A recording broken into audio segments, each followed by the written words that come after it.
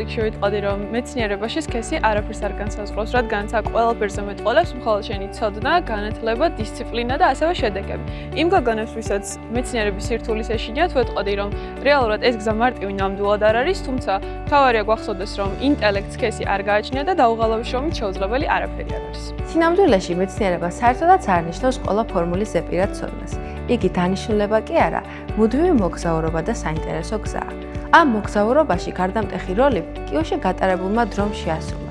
სწორედ აქ მივხვდი, რომ თეორია არაფერია პრაქტიკის გარეშე და სწორედ აქ გამოვიყენე ძალიან რთული თეორიული კონცეფციები საინტერესო პროექტებში.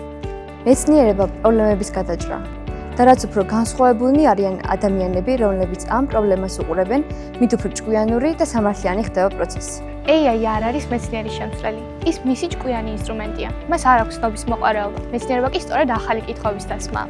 კალკულატორმა ვერ ჩაანაცვლა მათემატიკოსი. პირიქით, დაეხმარა მას უფრო რთული ამოცანების ამოხსნაში. კიუში შექმნილი აკადემიური გარემო მაძლევს საშუალებას ვიფიქრო, ვისწავლო და რაც მთავარია რეალურ გამოწვევებზე ვიმუშაო. სწორედ ამ პერიოდში გაერთიანდა მათემატიკური ლოგიკა და კოდირება და ამ პერიოდში მივხვდი, რომ მონაცემთა დამუშავება ნამდვილი ხელოვნება იყო. დღესდღეობით მონაცემთა ინჟინერია ჩემს ყოველდღიურობას განსაზღვრავს. ეს არ არის მხოლოდ კოდის წერა, ეს არის რთული ინფრასტრუქტურის შენება, რომელშიც ქაოტური ინფორმაცია გადადის სუფთა და სტრუქტურირებულ ცოდნაში. პროგრესი, თავისუფლება, მომავალი. ინოვაცია. შესაძლებლობა.